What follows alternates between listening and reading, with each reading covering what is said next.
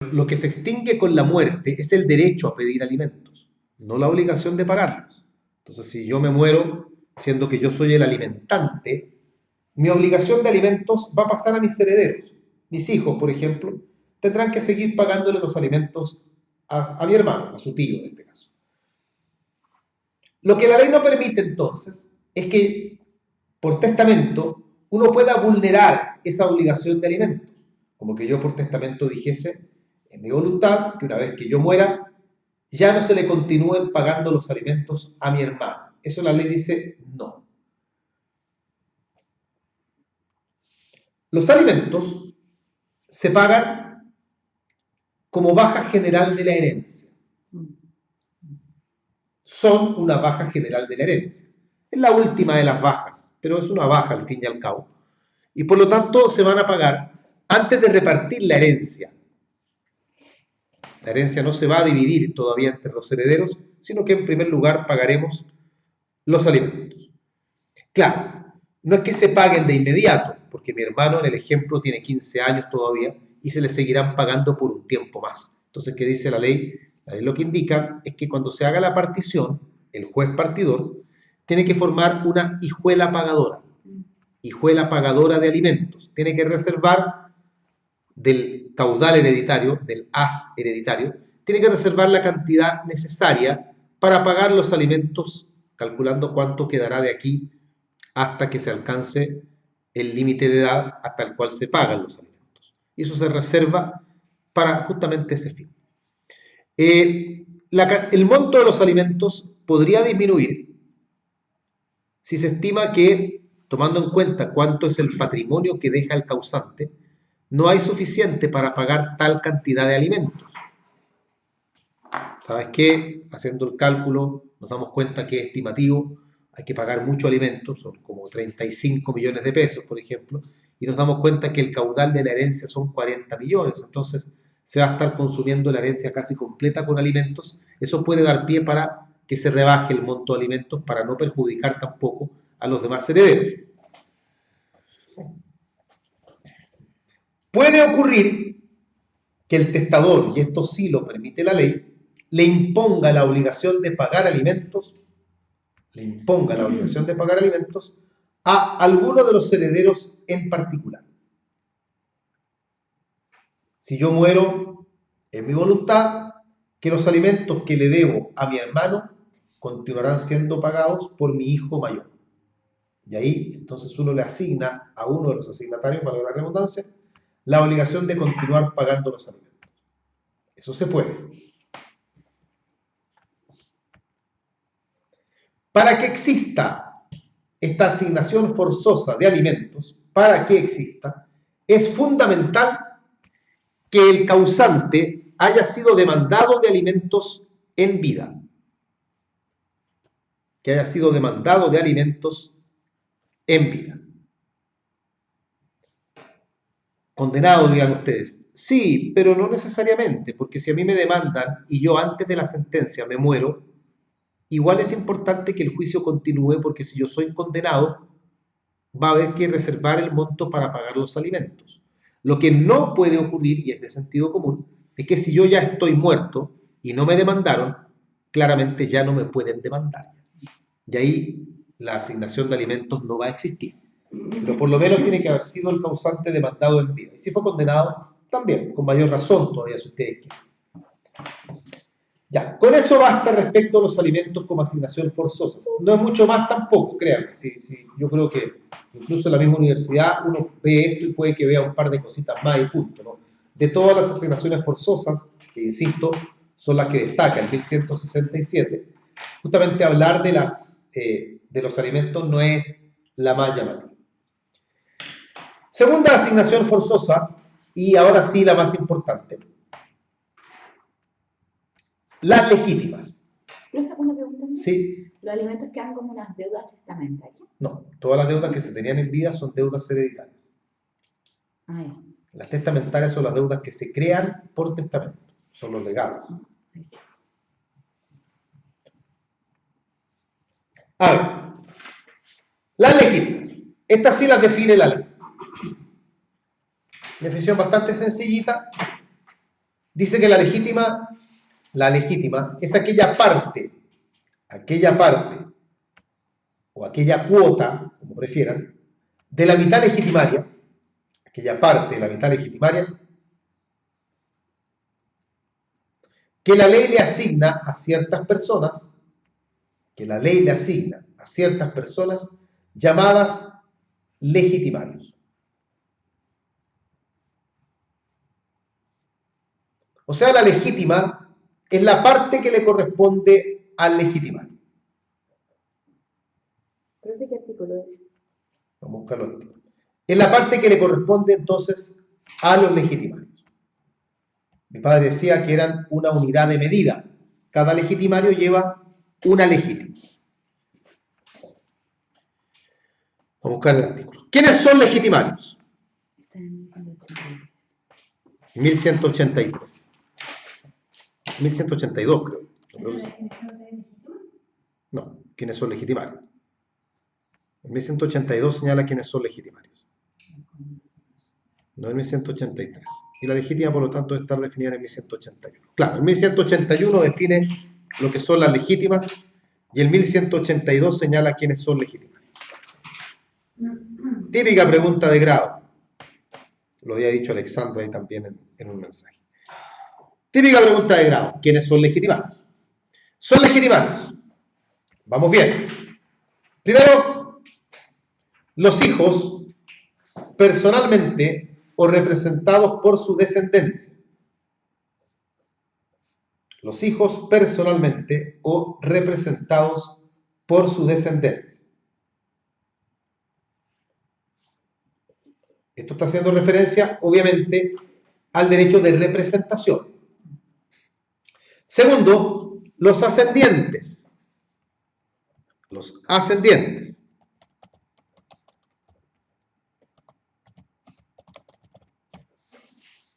No lo dice la norma, pero son los ascendientes del grado más próximo.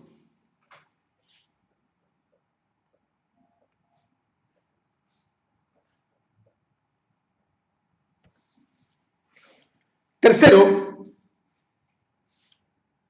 el cónyuge sobreviviente.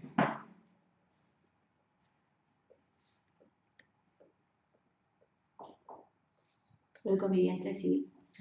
Y cuarto, justamente, el conviviente civil sobreviviente.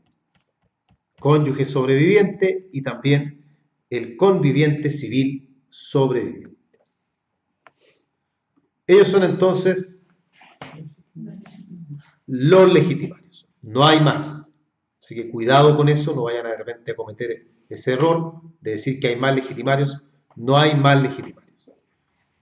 Si miramos el artículo, los que tengan ahí el código a la mano, y vean el 1182, en este caso, para ver quiénes son legitimarios, se van a encontrar con que el artículo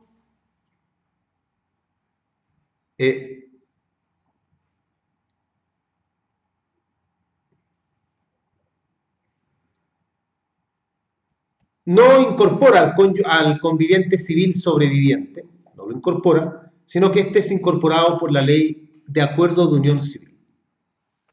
Ahí aparece considerado. Y lo digo para que no lo omitan, ya para que no lo pasen por alto.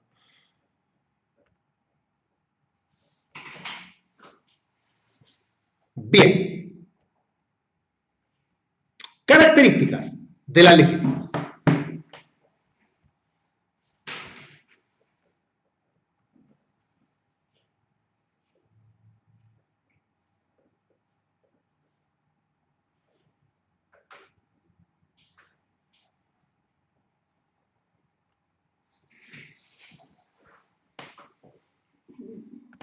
Primera característica, una un tanto obvia.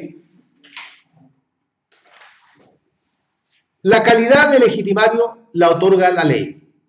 La calidad de legitimario la otorga la ley. Es decir, la calidad de legitimario no la determina el testador. El testador no puede él designar a los legitimarios, sino que es la ley la que señala quiénes son.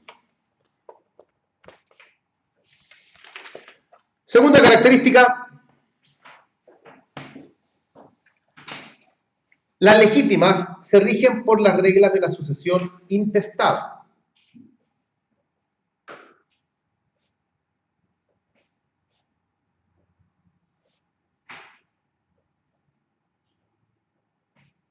Ahí está en 1183.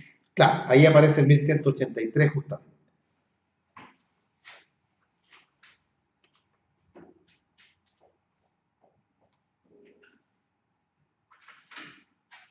Es importante esto de que se rija por las reglas de la sucesión intestada, porque por lo menos hay dos conclusiones importantes que podemos sacar.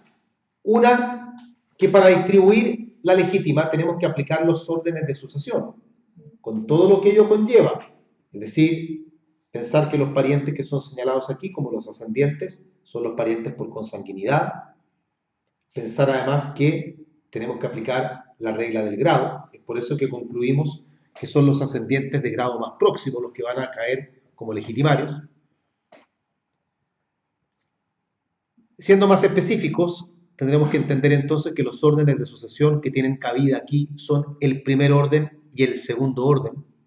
Esos son los órdenes en los que interviene el legitimario, porque ya en el tercer orden aparece los hermanos, y los hermanos no tienen ya nada que ver, no están mencionados en lo que hemos dicho.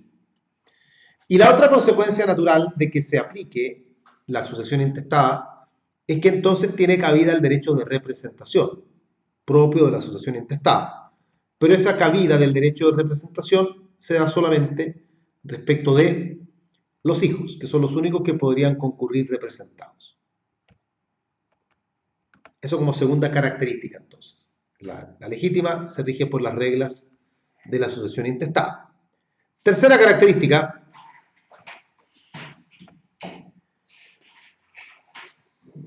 El testador no puede alterar la forma como se distribuye la legítima. No puede alterar la forma como se distribuye la legítima.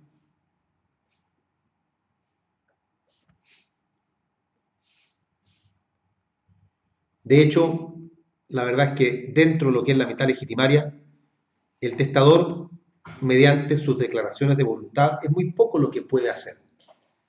La ley dice quiénes son legitimarios, la ley señala cómo se divide la herencia entre los legitimarios, pero hay, sin embargo, dos puntos en los que el testador podría meter un poco su voluntad dentro de la mitad legitimaria. Un aspecto donde el testador podría, con su voluntad, en el buen sentido, manipular todo este tema, es, pues la ley le da la facultad para desheredar. Una facultad que tiene el testador, el desheredamiento, por el cual se priva a los legitimarios de todo o parte de su legítimo.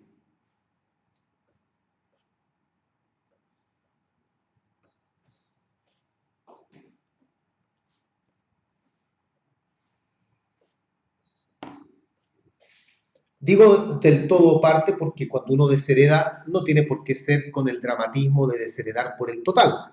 Aunque claro, lo más común es que se desherede por el total, se puede desheredar también por una parte. Desheredar no es fácil. Hay que probar, ¿no?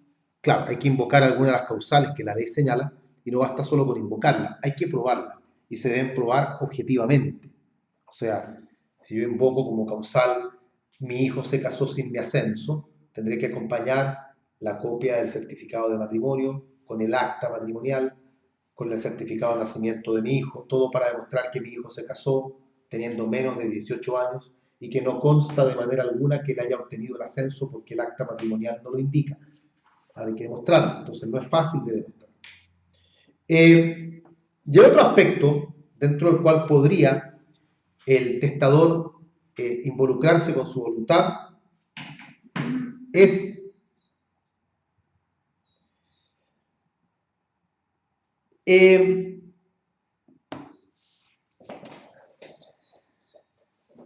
la ley le permite al testador designar qué bienes lleva cada legítima. O sea, realizar legados a título de legítimo. Así, por ejemplo, yo tengo 2 hijos y a mí me interesa particularmente que uno de ellos se quede con el departamento de Providencia. Entonces yo podría en el testamento indicar que es mi voluntad que a mi hijo mayor dentro de su legítima se le asigne el departamento ubicado en Providencia. Eso lo puede hacer el testador. Y eso vale, pero vale en la medida de que el testador tenga bienes suficientes para que los demás legitimarios también lleven lo que les corresponde. Yo no puedo dejarle el departamento a mi hijo mayor cuando resulta que yo no tengo ningún otro bien en mi patrimonio. Entonces mi hijo menor que lleva, no puedo decirle no, tú no llevas nada. Pero si yo tengo una cantidad de dinero que permita que yo pueda dejarle el departamento a uno de mis hijos, porque para los demás igual habrá bienes suficientes para que les toque su parte, ahí no habría problema. Y esos son legados, y son legados que se dejan a título de legítimo. Lo que no permite la ley, estoy en la misma característica todavía, lo que no permite la ley es que el testador pueda tasar los bienes. O sea, que sea el propio testador quien determine cuánto vale cada bien. Eso la ley no lo permite. No lo permite porque el temor que tiene el legislador es que a través de la tasación el testador podría vulnerar la legítima. Por ejemplo, yo tengo dos hijos, Juan y Pedro. Y resulta que a Juan, pucha, yo lo adoro, es mi hijo regalón, siempre está conmigo. Y a Pedro, no es que lo odie porque es mi hijo, pero a Pedro no le tengo tanto cariño.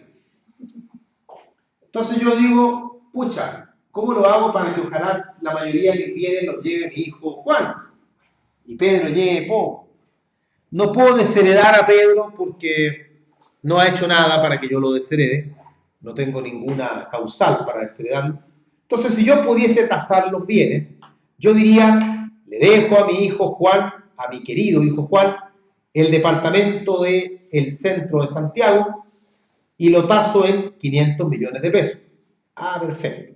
Y le dejo a mi otro hijo Pedro las sillas de mi sala de clases, las cuales son tasadas en 500 millones de pesos.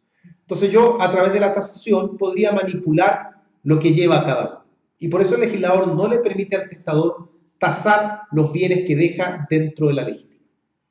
En caso de ser necesario, si hubiese que tasarlos, los tasará un tercero cuando corresponda, o la tasación la encargará el propio juez partidor. Pero no puede el propio testador, él, hacer la tasación. ¿Profe? ¿Sí? Pero el testador en su testamento igual puede hacer una partición. Sí, puede. Pero no sería como lo mismo si quieres bienes suficientes. Pero esa partición va a valer siempre que cuadre con lo que señala la ley. Si él hace la partición. Pero sería como una especie como de partición. No, se puede hacerla. La partición la puede hacer el propio testador y la puede hacer en el testamento. Pero esa partición tiene que ajustarse a derecho con las porciones que a cada uno le corresponde, porque si a un legitimario tú lo estás vulnerando, va a reclamar. Pero la facultad de hacer la partición, el testador la tiene. Ahora, es insólito que un testador la haga. Ya es casi insólito encontrar que alguien haya testado. Y más encima que haya hecho la partición. Aparte que tiene que saber todo su patrimonio al momento de la fallencia. Claro. Profe, ¿y cómo se llama la acción que se tiene para que se ajuste la legítima a la ley? Pero no se adelante, si ya vamos a llegar a eso. Sí, está apurado. ¿Y usted? Yo creo que eso iba como por ahí con lo que dice la Vani, porque al dejar el legado a título de legítima, podría igual estar tasando. No, porque eso valdrá solo en la medida que se ajuste a lo que le corresponda a cada uno. Ahora, es problema del legitimario llamar la atención respecto de que él sienta que no le están dejando lo que le corresponde. Cada uno tiene que aquí cuidar su propio patrimonio, claro. Vayamos a otra característica, vayamos a eso precisamente. Para defender sus legítimas, los legitimarios tienen la acción de reforma de testamento. A través de la acción de reforma de testamento, el legitimario protege la integridad de su legítima. Si el legitimario siente que no le están dejando lo que le corresponde, entonces la acción que él tiene es justamente esta acción. Con esta acción lo que se persigue no es anular el testamento, ni mucho menos, es solamente que el testamento, sea modificado en aquella parte en que el legitimario demuestra que su legítima está siendo vulnerada.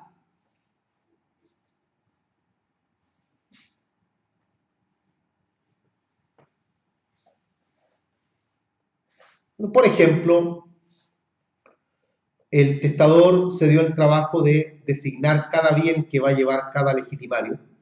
No los tasó porque no los puede tasar, pero resulta que un legitimario se percata que a él le están dejando económicamente mucho menos que a los demás. O sea, a Juanito le dejó una casa, a María le dejó 3 automóviles y a mí me dejó sus 2 perros. Entonces yo digo, pucha, los perros, por muy queridos que sean, no valen lo que vale un auto, ni menos lo que vale una casa. Y sobre la base de esta cuestión, probablemente al que le dejaron 2 autos también va a reclamar, porque una casa versus 2 autos, aunque va a depender de la casa y los autos también, porque podría ser, pero en general no debiera cuadrar el valor. Pero la ley impone ese criterio al Estado ¿Qué sobre la criterio? legítima, el criterio como de igualdad. Pero sí, obvio, pues es parte de la legítima. La legítima se trata de eso. No de igualdad, sino que te toque lo que designa la ley. Porque los legitimarios no tienen por qué llevar partes iguales. Porque si concurren cónyuge con 2 hijos, no van a llevar partes iguales los 3. Sino que el cónyuge lleva la mitad y cada hijo lleva un cuarto. Pero tienes que cuadrar dentro de lo que le corresponde a la ley. Ahora, van a reclamar en la medida que la distancia sea más o menos grosera. ¿Ya? Porque si no, se van a conformar. Bueno, no vale la pena demandar por 100.000 pesos. O sea, que hay que ajustarse también a lo que te diga el sentido común. Que uno nunca sabe porque en la herencia ocurre de todo. Sí, claro, claro que sí. Y acogía, profesor, esa acción, la demanda, opera asociación intestada, ¿no? ¿En qué sentido? En el ejemplo que usted dio. Si tú reformas, no, claro, o sea, tú vas a pedir que el testamento. Es que lo que pasa es que la mitad legitimaria es sucesión intestada. Entonces, no es que tú estés pidiendo que se aplique la sucesión intestada. Tú lo que estás pidiendo es que, oye, en el fondo, no respetemos el testamento en esta parte. Eso es lo que estamos, desatendamos el testamento. Pero no el testamento completo, si puede que el testamento distribuya la cuarta libre disposición de buena forma, o las mejoras de buena forma. Pero sí que se distribuye. Pero que la legítima se ajuste a derecho. En el fondo es eso. Cuando la definición de asignación forzosa te dice a ti que son las que se pagan aún contra las disposiciones testamentarias expresas, es ahí donde aparece la acción de reforma. Porque a lo mejor el testador dijo, pucha, yo desheredo mal a un hijo, ponte tú, acción de reforma. O el testador le dejó la cuarta de mejoras a una persona que no es asignatario de mejoras, acción de reforma.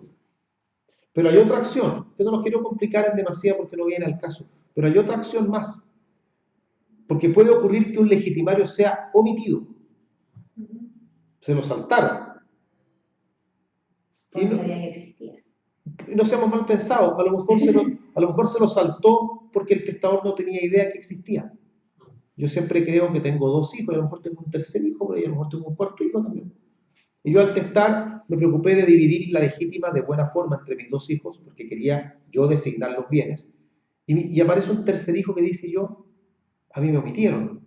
No es que no me estén dando lo que me corresponde, sino que me omitieron completamente. Y ese legitimario omitido, ¿qué acción intenta? No. Esto es una pregunta importante porque en la práctica se la van a encontrar 1000 veces. Paradojalmente los profesores no lo pasan. La pasan muy poco. Y es curioso, porque es una acción, yo diría incluso más importante que la acción de reforma en el sentido de que es un legitimario que fue omitido, pasado por alto. La ley dice, fue pasado en silencio por el testamento. ¿No? Esa se llama la acción de preterición. Ese es el legitimario preterido. La acción de preterición. Pero no se complican con eso porque eso probablemente no se la van a preguntar en el examen.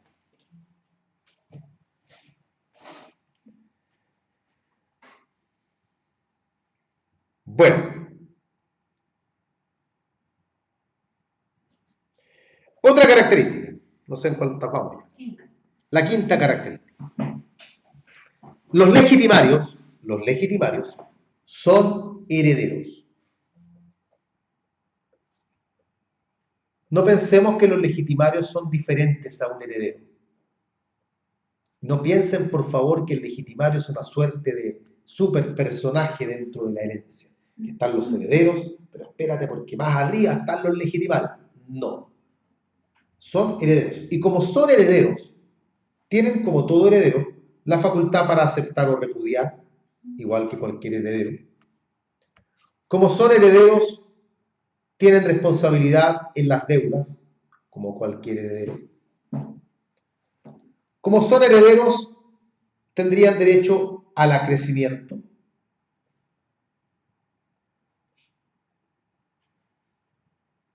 Como son herederos, también forman parte de la comunidad hereditaria.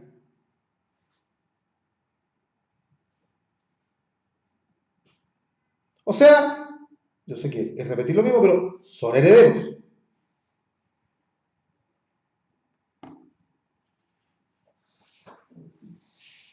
Bien.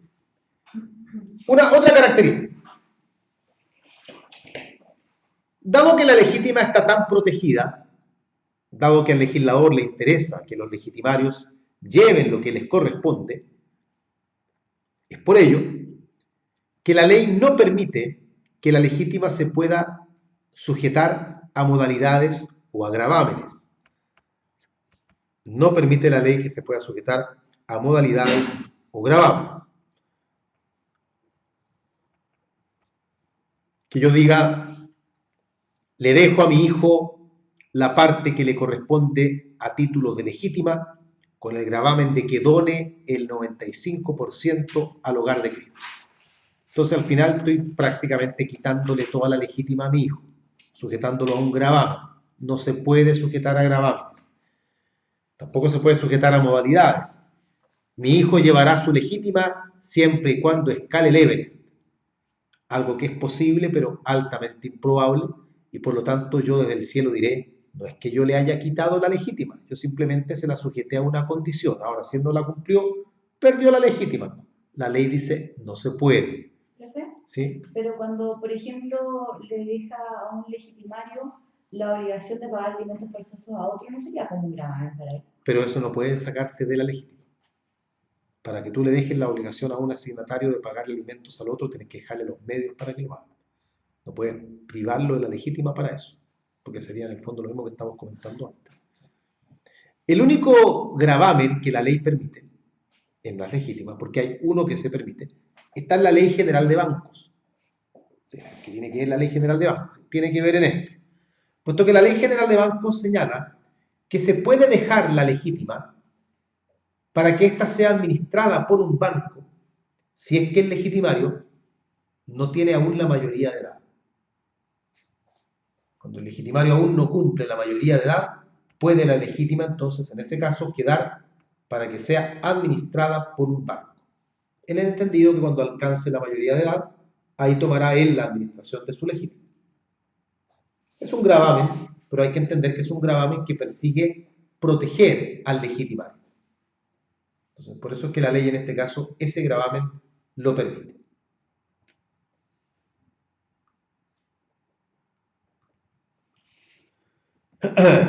Muy bien. Clasificación de las legítimas.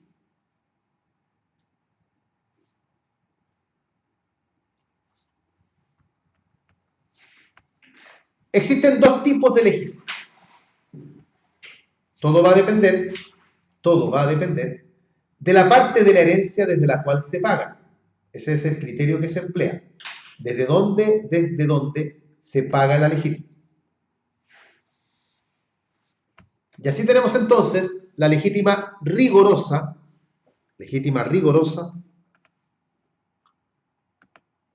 y la legítima efectiva.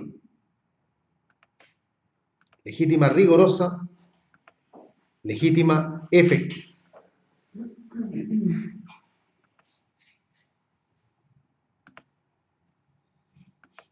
Vamos con la primera.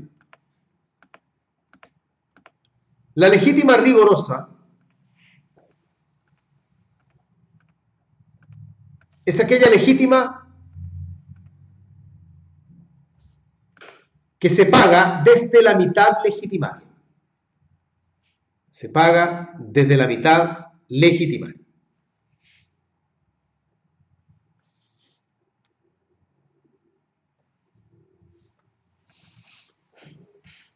Miren. Claro. Es decir, tenemos un patrimonio que es de 240, el patrimonio completo, 240. ¿Cuánto es la mitad legitimaria? 120. 120. La mitad de 240, 120 es la mitad legítima. legitimarios, A, B, C y D.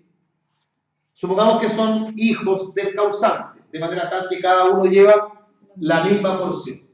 Si la mitad legitimaria es 120 y hay 4 legitimarios, ¿cuánto lleva cada uno? 30. Cada uno lleva 30. Esa legítima se llama legítima rigorosa. ¿Por qué es la legítima que se ha pagado? Haciendo el cálculo, usando como base de cálculo la mitad legitimaria. Eso es entonces legítima rigorosa. La legítima efectiva es la legítima rigorosa aumentada con la cuarta de mejoras, o la de libre disposición, aumentada con la cuarta de mejoras o la de libre disposición, cuando el testador no dispuso de ellas, o sus disposiciones no produjeron efectos. Cuando el testador no dispuso de ellas o sus disposiciones no produjeron efectos.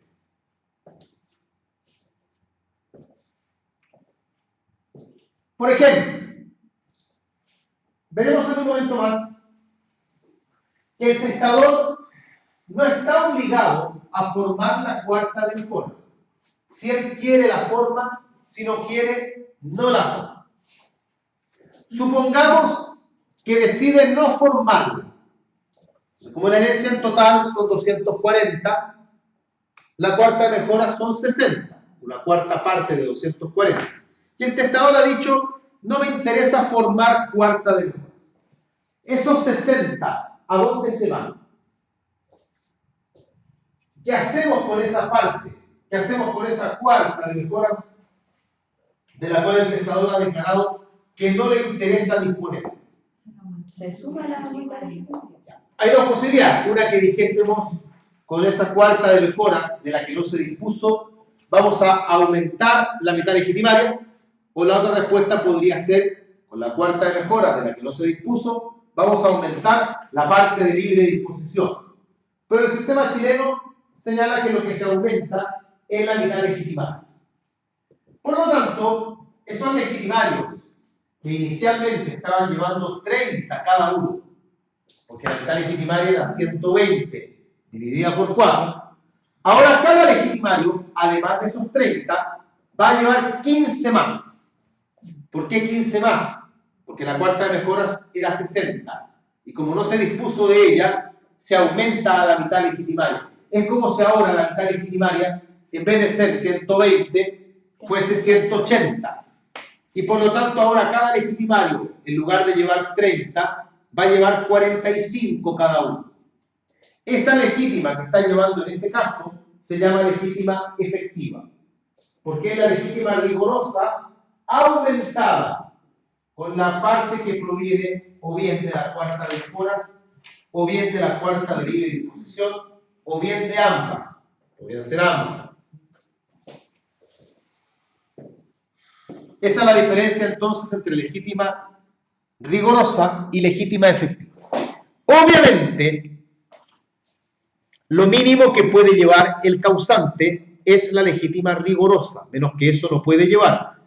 Pero no tiene por qué llevar necesariamente legítima efectiva tampoco, porque si el causante dispuso de la cuarta de mejoras, dispuso de la cuarta de libre disposición, y todo eso produce los efectos que debe producir, lo único que se va a repartir en legitimario es la mitad legitimaria, y esa legítima es legítima rigorosa nada más. Pero menos que una legítima rigorosa no puede llevar.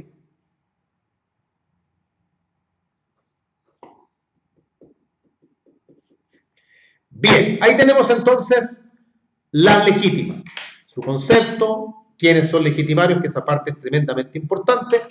Tenemos también las características y la relación entonces de qué es la legítima rigorosa y qué es la legítima efectiva.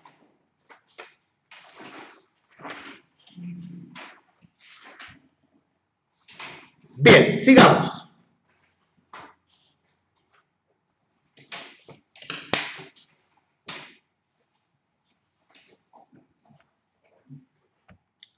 Las mejoras.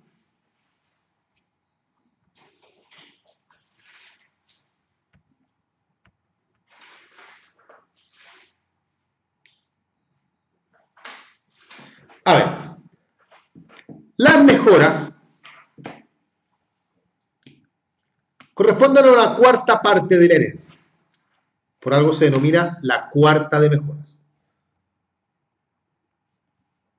Una cuarta parte de la herencia, denominada por esa razón la cuarta de mejoras.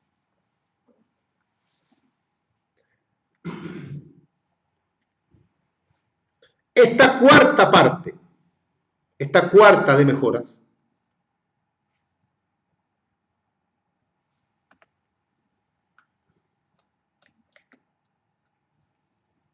tiene como características las siguientes.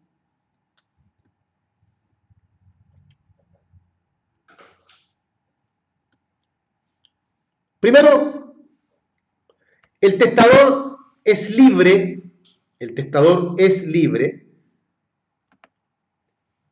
de formar o no cuarta de mejoras. Él decidirá si forma o no forma cuarta de mejoras. Por lo tanto, no está obligado a dejar cuarta de mejoras. Y como ya está visto, si no la deja, entonces la mejora va a aumentar a la parte legítima. 2.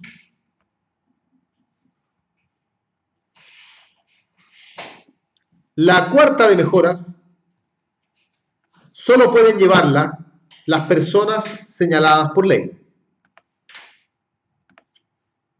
Las personas señaladas por ley, que son los asignatarios de mejoras, también conocidos vulgarmente como mejoreros. Es una palabra que no existe en realidad. Así que lo mejor es decir asignatarios de mejoras. ¿Quiénes pueden ser asignatarios de mejoras? Legitimario. Eso es un error. Ojo, no digan eso. Son asignatarios de mejoras las siguientes personas. 1. Los descendientes. Fíjense que no estamos diciendo hijos. Descendientes. Pueden ser los nietos, pueden ser los bisnietos, en fin. O sea, no se aplica la regla del grado. 2. Los ascendientes.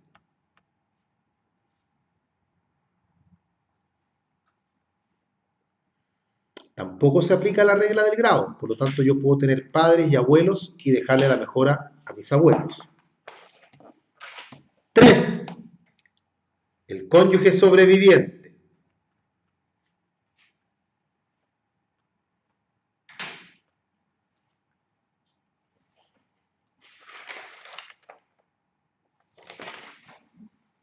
Y 4. El conviviente civil sobreviviente. Conviviente civil sobreviviente. Ellos son los asignatarios de mejoras. ¿Profe, en qué artículo está eso? Vamos a mirarlo. Para ser asignatario de mejoras, no hay que ser legitimario.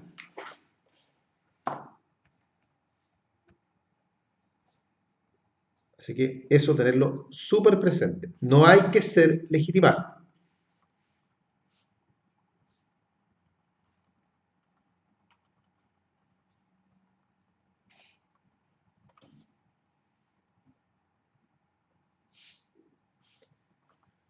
Otra característica.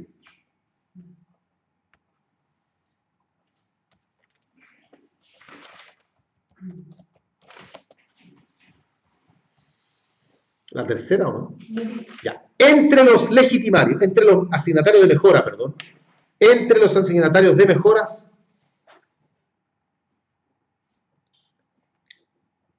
el testador distribuye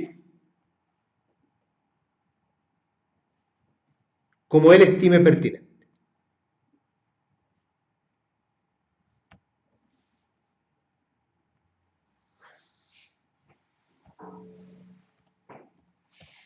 Es muy importante esto porque la ley no señala cómo se divide la cuarta de mejoras. La única limitación que en el fondo tiene el testador es que debe distribuirla entre las personas señaladas por ley. Pero mientras él respete a esas personas señaladas por ley, puede distribuir la cuarta de mejoras como estime pertinente. Pero puede dejarle a uno. Todo a uno si quiere. O excluir a otro. Excluir al que quiera, saltarse los órdenes que quiera, porque, y aquí va otra característica.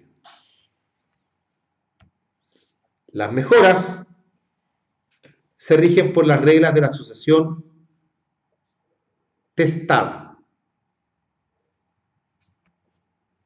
Se rigen por las reglas de la asociación testada. Por lo tanto, no se aplican los órdenes de sucesión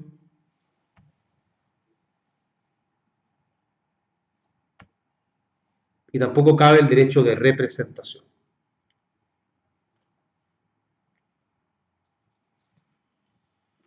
El artículo 1195 es el que señala quiénes son asignatarios de mejoras. El 1195.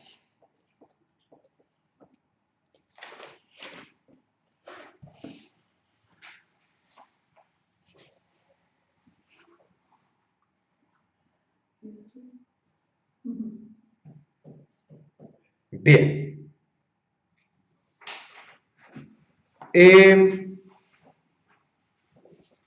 ¿Qué característica viene ahora? La quinta característica. La mejora tampoco puede sujetarse ni a modalidades ni a gravámenes. No se puede sujetar ni a modalidades ni a gravámenes. Ni a modalidades ni gravámenes. Pero hay, sin embargo, en este caso, dos excepciones.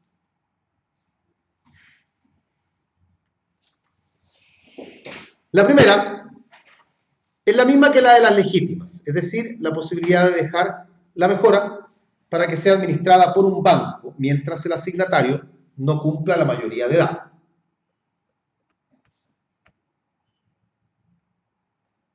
Entendiendo que cuando cumpla la mayoría de edad, entonces ahí tomará él la administración de esa asignación.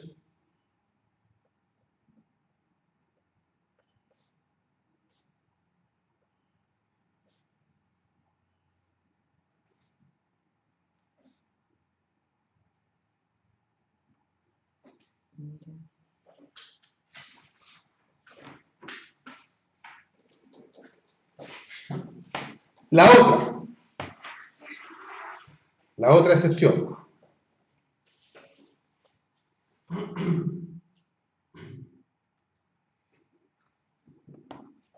La ley permite que la mejora se pueda sujetar a modalidad o a gravamen. Se pueda sujetar a modalidad o a gravamen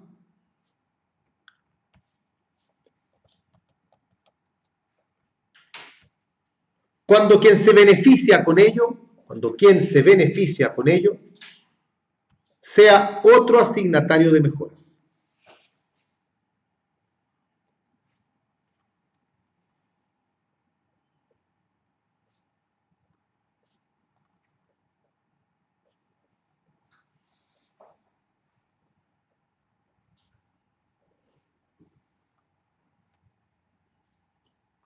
Ejemplo. Yo tengo dos hijos, Daniel y Sofía. Entonces yo digo por testamento, le dejo la cuarta de mejoras a mi hijo Daniel para que desde ahí él le pague a su hermana Sofía los estudios hasta cuarto medio. ¿Ya? Entonces estoy dejándole a mi hijo la mejora con un gravamen, pero quien se beneficia con el gravamen es otro asignatario de mejoras. Se puede. Le dejo la cuarta de mejoras a mi hija Sofía siempre que tenga un hijo antes de cumplir 20 años. En caso contrario, la mejora será para mi otro hijo Daniel. He dejado la mejora sujeta a una condición, a una modalidad, pero que se verá beneficiado en caso que la condición no se cumpla es otro asignatario de mejoras. Vale. Lo que no podría hacerse es sujetar a gravamen o a modalidad favoreciendo a un tercero, entendiendo por tercero una persona distinta a las que señala la ley. Eso no se puede. Pero gravamen o modalidad para favorecer a otro asignatario de mejoras, no hay problema. Como última característica. Acá, por ejemplo, se puede dejar la mejora a un nieto que no existe, pero se espera que exista. Sí, pues, ¿no? Como la regla general de toda asignación que se le puede dejar a persona que no existe, pero se espera que exista, entendiendo que tendrá un plazo que sea el señalado por el testador para llegar a existir, o en caso contrario, un máximo de 10 años. Pero se puede. Bueno, última característica.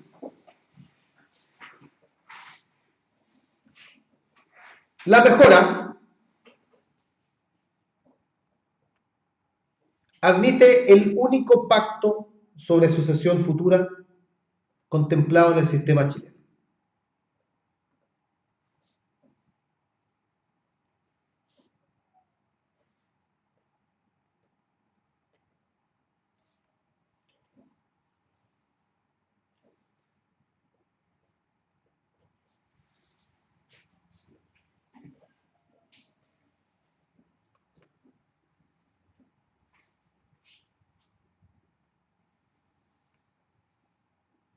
Bien, justamente vamos a ese tema entonces. El pacto de mejoras, o también conocido con el nombre de el pacto de no mejorar.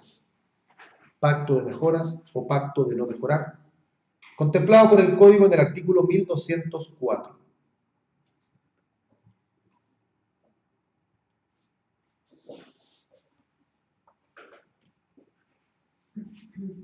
A ver, el pacto de mejoras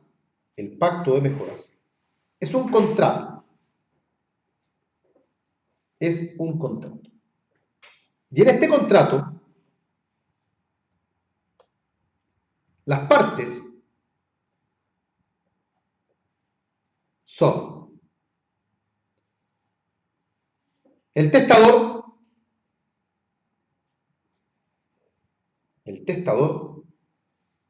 y la otra parte es una persona que tiene la potencial calidad de legitimar. Tiene la potencial calidad de legitimar. ¿Qué significa eso? Significa que es una persona que al momento de suscribir el pacto sería legitimada. O sea, yo soy el testador, no soy causante porque estoy vivo. Yo soy el testador. Yo celebro el pacto con mi hijo. ¿Mi hijo es mi legitimario? O sea, convengamos que no hay legitimarios porque yo no estoy muerto todavía. Pero aquí lo más simple es entenderlo así. Si yo me muriese en este momento, ¿mi hijo sería mi legitimario? Sí, entonces puedo celebrar el pacto con él. Si yo me muero en este momento, ¿mi cónyuge sería mi legitimario? Ya, entonces puedo celebrar el pacto con ella. Si yo me muero en este momento, ¿mi novia, con la que me voy a casar en 2 meses más, sería mi legitimario? No, entonces no puedo celebrar el pacto con ella. Si yo me muero en este momento, ¿mi conviviente es mi legitimario? No. No, ¿Conviviente a secas? No. Entonces tampoco puedo celebrar el pacto con ella. Tiene que celebrarse con una persona que tendría, el código dice que a la sazón sería legitimario. Así lo plantea el código. O sea, que sería eventualmente legitimario cuando el causante muera. Esa es la persona con quien se celebra el pacto. Ese es el pacto de mejoras. ¿Estamos claros? Sí. Ahora, ¿para qué sirve el pacto? ¿Cuál es el objeto del pacto? En virtud del pacto, el testador va a contraer una obligación, una sola obligación. Y esa es, se va a comprometer a no disponer de la cuarta de mejoras. A no disponer de la cuarta de mejoras. ¿Qué gana con esto el legitimario? El legitimario con esto gana que si no hay cuarta de mejoras, él va a recibir una legítima efectiva y no una legítima rigorosa. Miren a los legitimarios que están acá. Si el testador dispone de la cuarta de mejoras y de la cuarta de libre disposición, cada legitimario va a recibir 30. Pero si logramos que el testador no disponga de la cuarta de mejoras, entonces voy a recibir 30 más 15. Por lo tanto, a mí me conviene asegurar ahora que mi padre, según el ejemplo, no disponga de la cuarta de mejoras. ¿Podemos hacer lo mismo para la cuarta de libre disposición? No. La ley solo permite este pacto que dice relación con la cuarta de mejoras. Este pacto se celebra por escritura pública, o sea, es un contrato solemne. Es un contrato solemne que genera una sola obligación, es un contrato unilateral y genera además una obligación de no hacer. Se obliga solo una parte, que es el testador, por eso que es un contrato unilateral. La pregunta que va aquí siempre anclada con el tema. ¿Qué ocurre si a pesar de haberse celebrado el pacto, el testador igual dispone de la cuarta de mejoras? Yo estoy feliz porque mi padre se comprometió conmigo a no disponer de la cuarta de mejoras. Pero resulta que cuando mi padre fallece, yo descubro que él dejó testamento y dispuso de la cuarta de mejoras. La ley señala que si el testador, desatendiendo el pacto, dispuso de la cuarta de mejoras, vale la cuarta de mejoras.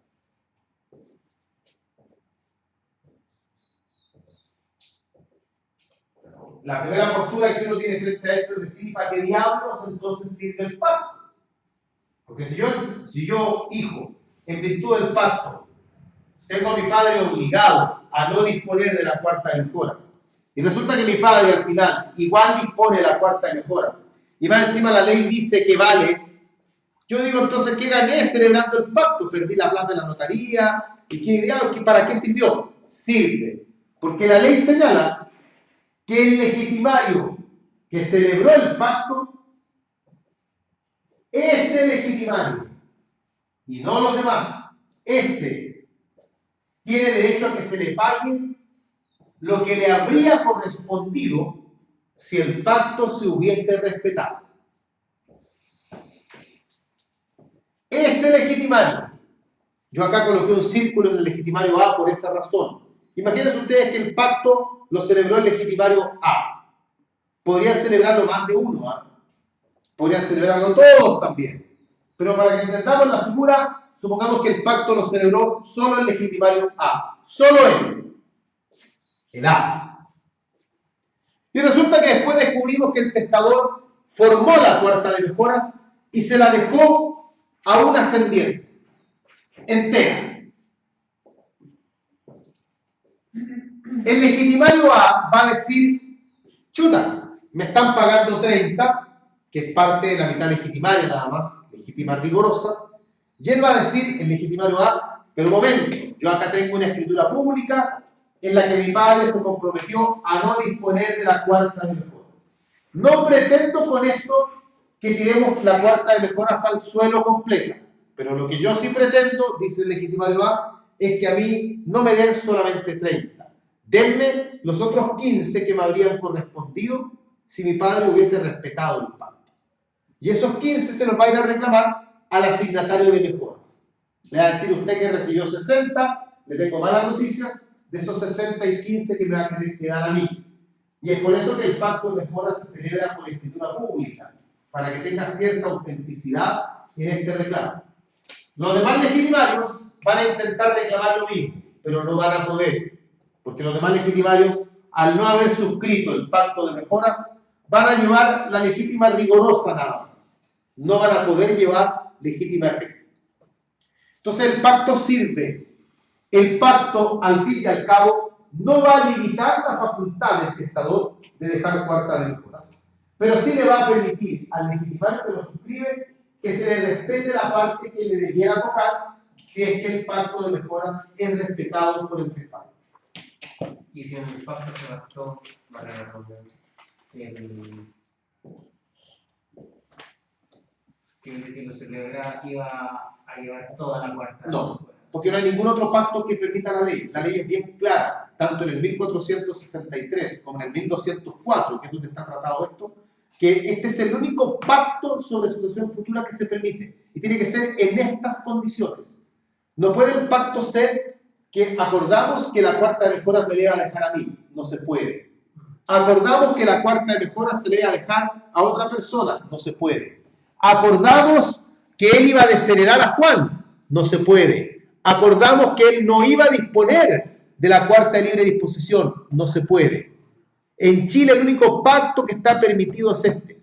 Y esto me lo preguntó usted, parece. Esto es lo que se llama la asociación contractual. Usted me preguntó por eso, ¿no? Esta es la asociación contractual. Pues yo lo investigué después, claro. Esto es lo que se llama asociación contractual, que en el derecho comparado es la posibilidad que se tiene para celebrar pactos e ir anticipando cómo se va a desenvolver la asociación. Y en Chile el único pacto que está permitido es este. Por lo tanto, la asociación contractual está remitida solamente a esto. Esto es lo que se denomina asociación contractual. Bien, cerramos entonces el tema. Cerramos además lo que vamos a ver de sucesorio en clases. Lo demás va en material complementario. Entiéndase, acción de reforma, los acervos. El único tema que yo no tengo, que se lo tendrán que ver por su cuenta, es el testamento. El único tema que no tengo de los que se preguntan, ¿ya? Tengo la partición, también se lo voy a subir. Pero hay cuestiones que no tengo, como por ejemplo, no tengo cómo se pagan las deudas testamentarias, porque esa cuestión no se pasa ni en clases. No tengo tampoco, ¿qué más no tengo en sucesorio? Los legados especiales, como el legado de crédito, legado de confesión de deuda, legado de cosa ajena, legado de carruaje, legado de rebaño, todas esas cosas no las tengo, que tampoco se preguntan en el examen de grado, así que no las tengo. No sé. Bien, ¿qué me quiere preguntar? ¿La parte de disposición? No, eso no se estudia. Es ahí donde están todos los legados, toda la historia que estoy contando. La cuarta ley de disposición es aquella parte en la cual el testador puede libremente disponer. Y es la cuarta parte de la herencia. Y el otro escenario posible es que si no hay legitimarios, pasa a ser toda la herencia. Entonces hay dos alternativas aquí al fin y al cabo. Que la parte de libre disposición o es la cuarta parte o es toda. En ningún caso la parte de libre disposición puede ser la mitad. En ningún caso. Entonces hay que tenerlo claro. O es todo o es una cuarta parte. O es cuarta parte o es legítima efectiva. ¿Cómo? No, es herencia completa. Porque es todo, ¿Todo qué? toda la herencia. Por eso estoy diciendo, se puede disponer libremente de toda la herencia y no es legítima. O se puede disponer libremente de una cuarta parte. No veo que tenga que ver con la legítima efectiva. La legítima efectiva sería si no se deja la cuarta de libre. Ahí habría legítima efectiva. Ya. ¿No vieron sucesores en la universidad? Y se lo pregunto en buena porque los veo como bien colgados en sucesores, más que en otras cosas. Porque en otras cosas igual había más conexión con los Porque hemos temas. preguntado mucho. Sí. Pero igual Es que vamos a hacer. Han preguntado cosas como que creo yo que debieran recordar. ¿Saben por qué? Porque el sucesorio no debería estar tan perdido en el tiempo para la mayoría. Porque el sucesorio lo vieron al final de la carrera. O sea, tienen una cercanía mayor con sucesorio. ¿Ya? Entiendo que de repente vienen, no se acuerdan de nada, porque vienen, lo vieron hace un montón de años. Pero el sucesorio está más o menos reciente, si es que ingresaron hace poco. Y con familia no les pasa, con familia están como más, pero el sucesorio, ahora yo entiendo que el sucesorio siempre es complicado. Y recuerden, el sucesorio, aprender de memoria, claro, hay que hacerlo, porque hay cosas que hay que memorizar, pero el sucesorio, la memoria no es el método. Estábamos más jugando cosas porque estábamos más callados. Hay que entender.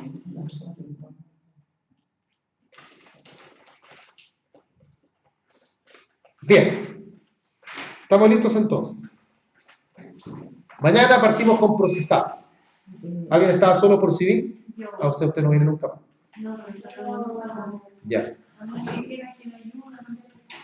No, pero está la mesa esperándola allá atrás. Así que... Te cuides a No, pero vaya a verla cuando tenga tiempo. Vaya. Así la puerta.